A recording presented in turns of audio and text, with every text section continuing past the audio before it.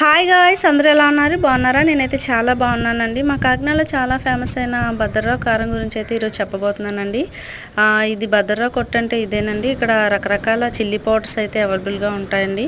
పసుపు తక్కువ కారం, పసుపు ఎక్కువ కారం అండ్ మసాలా కారం, అలాగే పచ్చళ్ళకి యూజ్ చేసే రకరకాల కారపొడులు అనేది ఇక్కడ అవైలబుల్గా ఉంటాయండి.